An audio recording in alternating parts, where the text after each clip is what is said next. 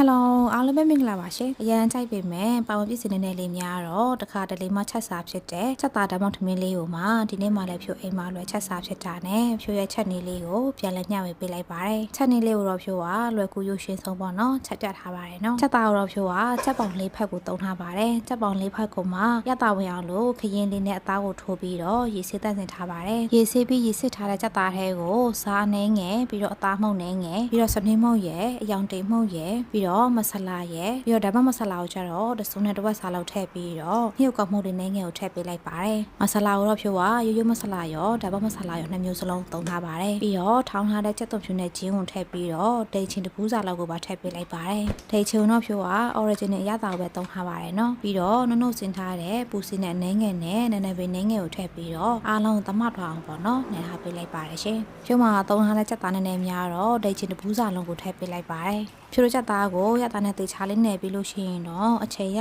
တဲ့လောက်နှက်ထားပေးပါလို့အကြံပေးချင်ပါတယ်ဖြိုးကတော့အချိန်ရတာနဲ့တညလောက်သူ့ကိုနှက်ထားပေးလိုက်ပါတယ်ရေကလေးတာထဲကိုထည့်ပြီးပေါ့နော်ချက်ချာလေးနှက်ပေးလေရတာကပိုဝင်လေးပေါ့နော်ဒီနေရာမှာအချိန်သိမ့်မရဘူးဆိုလို့ရှိရင်တနိုင်နှစ်နိုင်လောက်ပဲနှက်ပေးမယ်ဆိုလည်းရပါတယ်နော်ဖြိုးကတော့သူ့ကိုတညလောက်နှက်ထားပေးလိုက်ပါတယ်ရှင်ဒါကတော့တညလောက်နှက်ပြီးလို့ရလာတဲ့နေထားလေးပေါ့နော်ကြက်ချက်သားလည်းရပြီဆိုလို့ရှိရင်ဖြိုးတို့စပြီးတော့ချက်ပေးရန်အတွက်အိုးထဲကိုစီထည့်မယ်စီလေးပူလာတာနဲ့စနေမောက်လေးနဲ့ငယ်ကိုထည့်ပြီးတော့ပပလှီထားတဲ့ချက်သွန်လေးလေးလုံးစားလောက်ကိုထည့်ပြီးတော့စီသက်ပေးလိုက်ပါတယ်ဒီချက်သွန်လေးစီသက်လေးကိုတော့ဖြိုးကအယောင်လေးရေးပြီးနည်းနည်းလေးကျွတ်လာတဲ့အထိပေါ့နော်ကြော်သွားပေးလိုက်ပါတယ်ဒီနေ့လေးကတော့ဖြိုးအိမ်မှာအများချက်စားဖြစ်တဲ့နေ့လေးပေါ့နော်ဒါပေမဲ့ပုံမှန်ဆိုလို့ရှိရင်တော့ဓာတ်မဆလာတွေပါထည့်မသုံးဖြစ်ဘူးပေါ့နော်ရှာဝဲရလည်းမတော်ရနဲ့လေဒီခေါက်တော့လိုက်အောင်မှတေချာလေးမှာပြီးတော့ဓာတ်မဆလာထည့်ပြီးတော့ချက်ဖြစ်ပါတယ်ရတာကတော့မစိုးဘူးပေါ့နော်ဓာတ်မဆလာမရှိရင်ရိုးရိုးမဆလာနဲ့ချက်မယ်ဆိုလည်းအဆင်ပြေပါတယ်ရတာကတော့တော်တော်လေးကိုကောင်းပါတယ်ကြော်ထားတဲ့ချက်သွန်ကြော်လေးကအယောင်လေးရစ်လာပြီဆိုတော့ねသူတွေကိုဖြိုးကတစ်ချပိုးခေါင်းနနက်ပွင့်နဲ့ကရိုရက်တို့ကိုထည့်ပြီးတော့ထောင်းထားတဲ့ညှုပ်တီ6လေးနဲ့ငယ်ဝါထည့်ပေးလိုက်ပါတယ်ဒီနေရာမှာအဆက်မစားရင်ညှုပ်တီစိမ့်မှုနဲ့သုံးမယ်ဆိုလည်းရပါတယ်နော်အနက်လေးမွေးလာတဲ့အထိခဏလောက်ကြော်သွားပေးလိုက်ပါတယ်အနက်လေးမွေးလာပြီဆိုတော့ねဖြိုးကလီလာပြီးသားခရမ်းချီတီနှလုံးစာလောက်ကိုထည့်ပြီးတော့သမသွားအောင်ပြန်ပြီးတော့မှုထားပေးလိုက်ပါတယ်ဒီတစ်ခေါက်တော့ခရမ်းချီတီထည့်ပြီးတော့ချက်ကြည့်တာပေါ့နော်အရင်စားကောင်းပါတယ်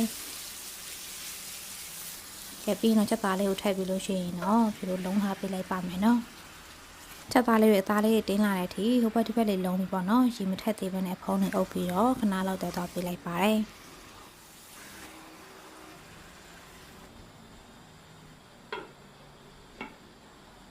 ကဲဖြိုးတဲသွားပေးလိုက်တာတစ်ဖက်မှာလည်းအသားလေးတွေတင်ပြီးတော့စီလေးပြန်လာပြီဆိုလို့ရှိရင်တော့နောက်တစ်ဖက်ကိုလှန်ပြီးတော့ဖုံးနေအုပ်ပြီးခဏလောက်တဲသွားပေးလိုက်ပါမယ်နှစ်ဖက်စလုံးကအသားလေးတင်လာပြီဆိုလို့ရှိရင်တော့ဖြိုးတို့ရေကိုလိုအပ်တဲ့လောက်ထည့်ပြီးလို့ရှိရင်အဖုံးလေးအုပ်ပြီးတော့ချက်သွားပေးလိုက်ပါမယ်ရှင်ချက်သားဟင်းကိုချက်ထားရင်းနဲ့ဖြိုးတို့ဓာတ်မုတ်ထမင်းလေးကိုလာတက်ပေးလိုက်ပါမယ်နော်ပထမဆုံးရေစေးသက်စင်ထားတဲ့ဓာတ်မုတ်ဆန်နှုတ်စီပူတဲ့နှစ်ဘူးစာထဲကိုစားထမင်းစားစုနဲ့တဝက်စာလောက်နဲ့တကြားထမင်းစားစုနဲ့တစုံစာလောက်ကိုထည့်ပေးလိုက်ပါတယ်ပြီးတော့တစ်ချပိုးခေါင်းနနက်ပွင့်ကရဝဲရွက်တို့ကိုထည့်ပြီးတော့အရေးဖြောထားတဲ့ထောဘက်ကိုထမင်းစားစုနဲ့နှစ်စုံစာလောက်ကိုထည့်ပြီးတော့ရေကိုတော့ပုံမှန်ထမင်းတက်နေတာထဲနည်းနည်းလေးပို့ထည့်ပြီးတော့ပုံမှန်ထမင်းတက်နေကြတယ်ပေါ့နော်ဖြိုးတို့အားလုံးသမအောင်မှွေပြီးတော့ခလုတ်လေးနှိပ်ပြီးတော့တက်ထားပေးလိုက်ပါမယ်ခဲ့ပြီးတော့ချက်သားဟင်းအိုးလေးလာချစ်ပေးလိုက်မယ်ချက်သားဟင်းကိုလည်းဖြိုးတို့မကြခဏပေါ့နော်မှွေပေးရမှာဖြစ်ပါတယ်နော်မဟုတ်ရင်အိုကတ်တတ်ပါတယ်ရှင်ချက်သားဟင်းကိုတော့ဖြိုးက2ရေလောက်ချက်ပေးလိုက်ပါတယ်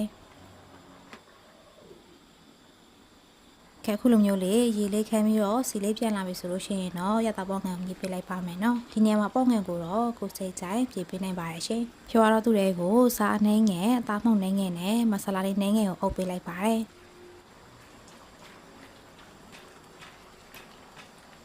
်ခဲ့ပြီးတော့ဖုံးလေးအုပ်ပြီးတော့ရေလေးခမ်းလာတဲ့အထိပေါ့နော်ချက်သွားပေးလိုက်ပါမယ်ရှင်အခုလိုမျိုးလေးရေလေးခမ်းပြီးတော့စီလေးပြက်လာပြီဆိုလို့ရှိရင်တော့အရန်စားလို့ကောင်းတယ်ဖြိုးတို့ရဲ့ချက်သားဟင်းလေးကတော့ချက်ပါပြီကဲချက်သားဟင်းလေးချက်ပြီဆိုလို့ရှိရင်တော့တဲထားတဲ့ထမင်းကိုလာကြည့်ပေးလိုက်ပါမယ်ထမင်းလေးချက်နေပြီဆိုတော့ねဖြိုးကဒီထမင်းနဲ့ချက်သားဟင်းလေးကိုရောပြီးပေါင်းပေးရန်အတွက်ထမင်းကိုအရင်အဖြစ်ထုတ်ပေးလိုက်ပါတယ်ပြီးရနဲ့တီဟိုစီရဲ့စပြည့်6ရဲ့မော်လောင်ဦးနီနဲ့ချက်သွန်ကြောထည့်ပေးရနဲ့သမတော့အောင်မှွေထားပေးလိုက်ပါတယ်ဒီတစ်ခေါက်တော့ဘယ်အစိမ်းလေးရှာဝယ်မရတာနဲ့မထဲတော့ဘူးပေါ့နော်ကဲပြီးတော့သူတွေကိုဖြိုးတို့ရေနဲ့ရောထားတဲ့ဖူကာလာဆိုးဆေးလေးမုံရောင်လေးနင်းငယ်ကိုခုလိုမျိုးလေးထည့်ပေးလိုက်ပါမယ်ရှင်ဒီဆိုးဆေးအရောင်လေးကိုတော့ဖြိုးတို့ကိုကြိုက်တဲ့အရောင်ကိုထည့်ပေးနိုင်ပါရဲ့နော်ဒီကတော့လေးမုံရောင်လေးကိုသုံးထားပါတယ်မရှိမထည့်ဘူးဆိုလည်းရပါတယ်ရှင်ကဲပြီးတော့သမတော့အောင်ပြန်ပြီးတော့မှွေထားပေးလိုက်ပါမယ်ရှင်ဒီဆိုးဆေးလေးထည့်လိုက်တော့လေထမင်းကပို့ပြီးတဲ့စားချင်စရာကောင်းသွားတယ်ပေါ့နော်အနက်လေးရဆိုလို့ရှိရင်မှွေးနေရောပဲကဲဒီနေ့ဟာဆိုလို့ရှိရင်တော့ဖြိုးတို့ရဲ့ဓာတ်ပေါက်ထမင်းလေးကတော့ရပါပြီ ရပြီဆိုလို့ရှိရင်တော့ထမင်းပေါအောင်ထဲကိုပဲထမင်းကိုပြန်ခင်းလိုက်မယ်ပြီးလို့ရှိရင်တော့ချက်ထားတဲ့ချက်သားရင်မွေးလေးကိုထည့်ပြီးလို့ရှိရင်ထမင်းကိုပေါ်ကနေပြန်အောင်ပေးလိုက်ပါမယ်အနက်နဲ့ရတာကတော့တော်တော်လေးကိုကောင်းပါတယ်ဟင်းကကြာလေးပို့ပြီးတော့စားကောင်းလေးပေါ့နော်ဖြိုးကဒီလိုမျိုးဟင်းနေဆိုလို့ရှိရင်ဆိုင်မှာဝယ်စားရတဲ့ဆိုင်ရင်အိမ်မှာကိုယ်တစ်ချက်စားတာပိုကြိုက်တယ်ပေါ့နော်အများကြီးလဲစားရတယ်ရတာလည်းကောင်းလေးစားရတယ်ပေါ့နော်ကဲထမင်းကိုဖြိုးတော့အုပ်ပြီးလို့ရှိရင်တော့ဖြိုးတော့ပုံမှန်ထမင်းတက်နေကြတိုင်းပဲခလုတ်လေးနှိပ်ပြီးတော့နောက်ထပ်7မိနစ်15မိနစ်လောက်ထပ်ပြီးတော့ပေါင်းထားပေးလိုက်ပါတယ်ကဲခုဆိုလို့ရှိရင်တော့အရန်ကိုစားလို့ကောင်းတယ်ဖြိုးတို့ရဲ့ချက်သားဓာတ်မောက်ထမင်းမွှေးလေးရတော့စားဖို့စက်သက်ဖြစ်နေပါပြီရှင်ကြည့်ပါအောင်ရောင်စင်းရောအနက်ရတာရောတော်တော်လေးကိုကောင်းပါတယ်ကိုချက်လို့ကိုပြတာမဟုတ်ဘူးပေါ့နော်ရတာကိုသိချင်ရင်တော့ချက်သားစားကြည့်လိုက်ပါရှင်ချက်နေလေးရလွယ်လွယ်ကူပြီးတော့စားလို့လည်းအရန်ကောင်းတာမို့ဒီဗီဒီယိုလေးရအားလုံးအတွက်စိတ်ကြည်မဲ့လို့ညှော်လင့်ပါတယ်ရှင်ကဲဒါဆိုဖြိုးရဲ့နောက်ဗီဒီယိုအသစ်တွေမှာပြန်ဆောင်ကြမယ်နော်အားလုံးပဲဘိုင်